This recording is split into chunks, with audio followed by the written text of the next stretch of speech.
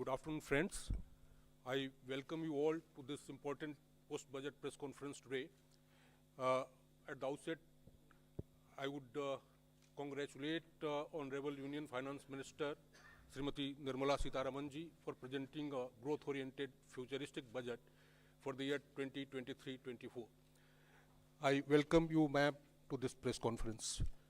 I also take this opportunity to welcome the Honorable Ministers of State, Sri Pankaj Chaudhary ji and Dr. Bhagwat Karaj ji. On this occasion, we also have with us Finance Secretary Expenditure, Dr. T.V. Somanathan, Secretary Economic Affairs, Sri Ajay Seth, Secretary Deepam, Sri Tuhin Kant Pandey, Secretary Revenue, Sri Sanjay Malhotra, Secretary Financial Services, Sri Vivek Joshi, Chief Economic Advisor, Sri V. Ananta Nageshwaran. I welcome you all to this press conference. Friends, first the Honorable Minister will give her opening remarks. Thereafter, we'll be taking questions from you. Before I request the Honorable Minister, I must request you all to organization, one person, one question, please. Don't club too many questions together. That will help us give opportunity to your friends. With this, I request Honorable Minister of Finance to proceed. Please begin the opening remarks. Thank you.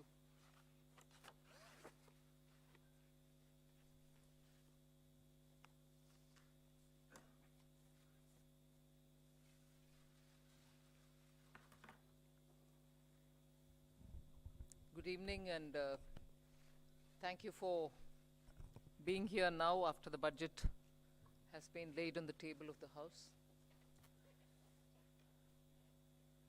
As opening remark, I'll just give a few indications of what has been highlighted in the budget.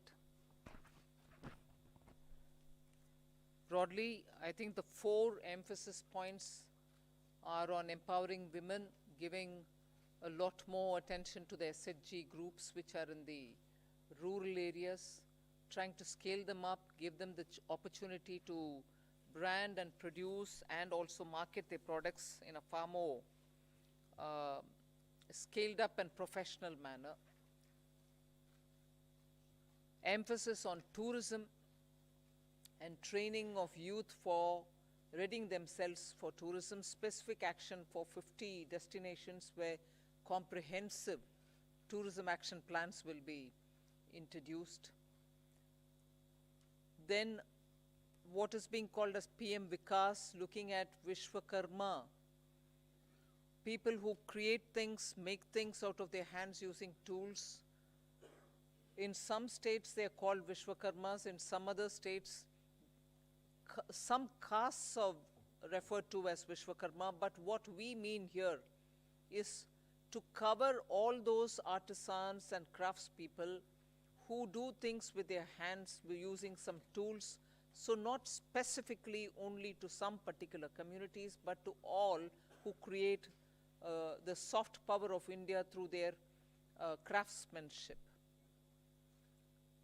Then the 4 is green growth, the 4th one, which is in every sphere of life we have policy interventions and enabling provisions made so that India moves fast on the transition to renewable energy, the investments made for hydrogen mission, renewable energy transitional facilities which we need, natural gas, and also looking at biogas, also evacuation of power from renewable energy sources located in Ladakh to the rest of the country.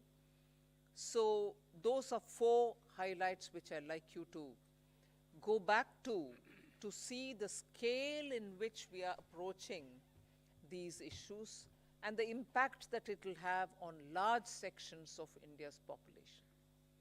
Then, of course, I gave 7 priorities, which began with talking about inclusive growth, investments in infrastructure, also reaching the last mile so that those who are still left without a house or a sanitary facility or a road which is reaching them,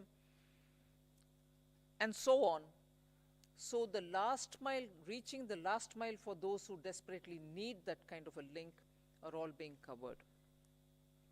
Then we are also looking at a very futuristic fintech financial sector for which we have brought in some specific ideas.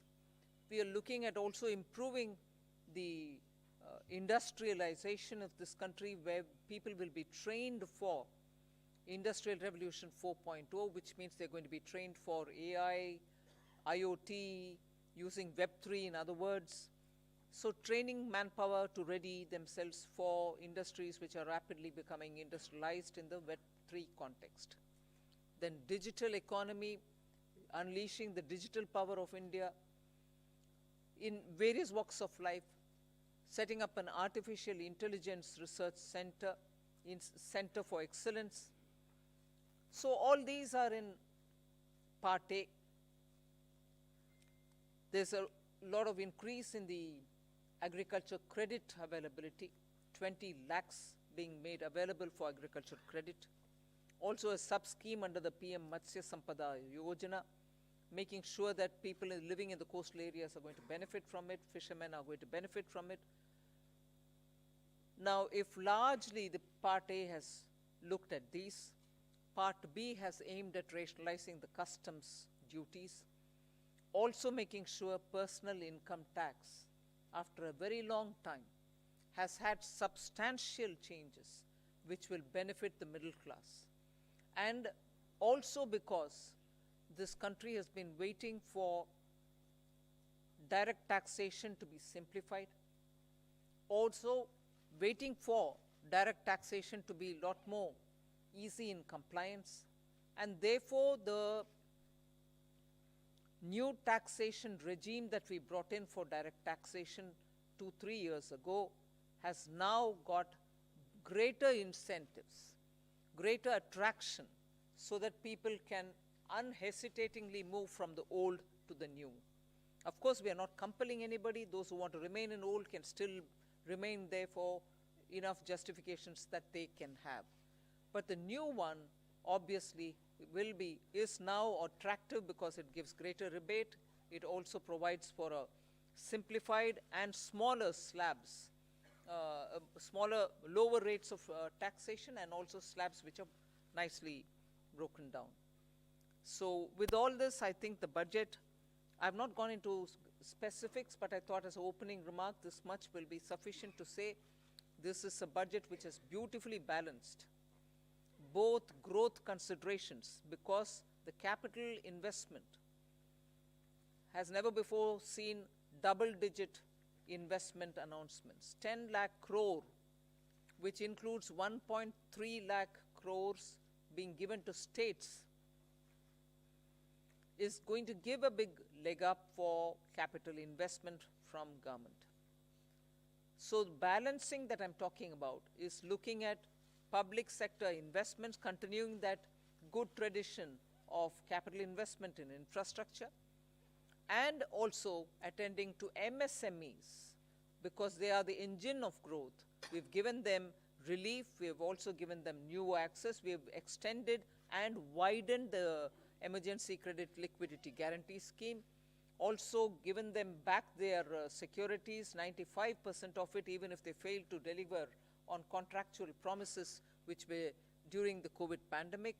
So the balancing is, one, we could sustain the capital infrastructure expenditure from the government, simultaneously in the private sector give a lot of push and impetus for the MSME, and not forgetting the individuals, the middle class individuals who needed that kind of a tax breaks and relief through taxation. So the large macroeconomic considerations have also been kept in mind. The fiscal consolidation has not been kept in the back burner. We've attended to it. We are respecting the glide path we gave ourselves 2 budgets ago. 6.4 this year fiscal deficit, and the forthcoming year for which the budget is presented now, 5.9% fiscal deficit. So broadly, I leave it at this. I suppose when you ask questions, we can answer the rest. Thank you. Thank you for coming here today.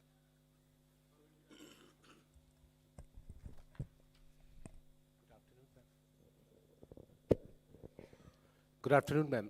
Shishir here from Hindu Business Line. Ma'am, my question is that when there is a announcement for 7 lakh rupees under new tax regime, that will no tax to be paid, and then you are talking about rejigging the new tax regime, does this mean that this is the end of exemptions for various incentives, exemptions for investment and savings? Well, I've already addressed this, I think.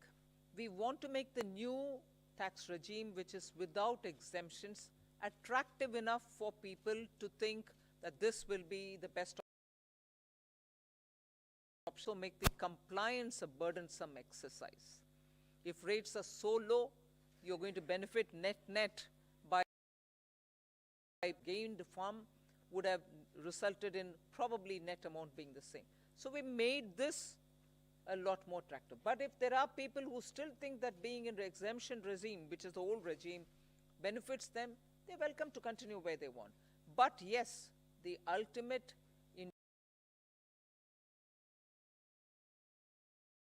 attractive, and that is why we've come up with this.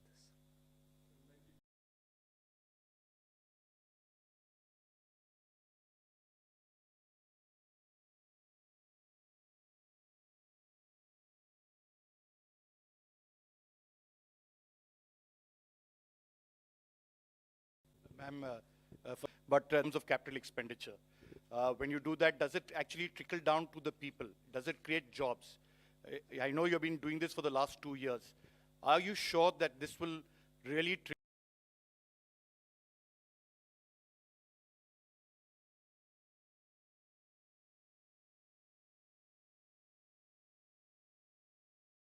trigger people? So you haven't really touched about it, but you have had the letter from RBI.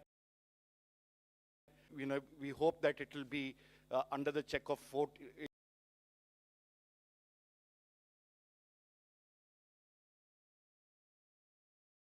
You know, answer to both these points.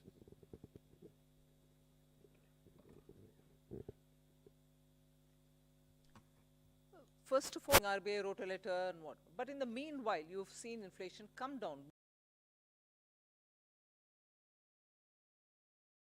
Both by the government. We take inflation-related steps.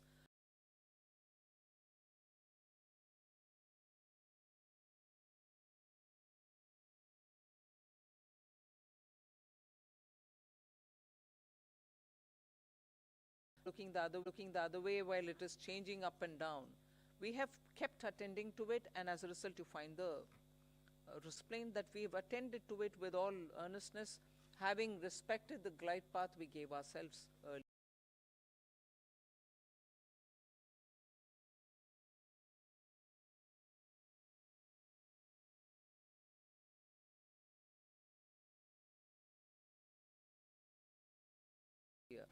Yeah.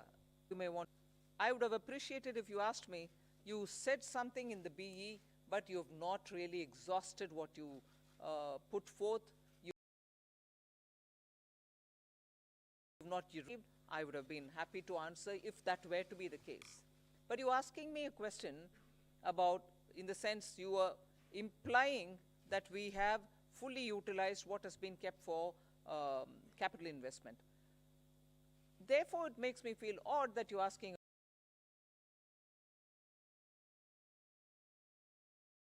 question and money is utilized, and that it is utilized is coming through from the budget statement. How not all projects can be completed, even 1% without human intervention. So obviously jobs are happening in the ground. So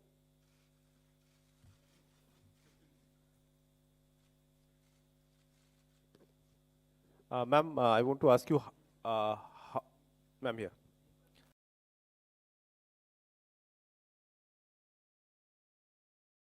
That you expect 50%, 60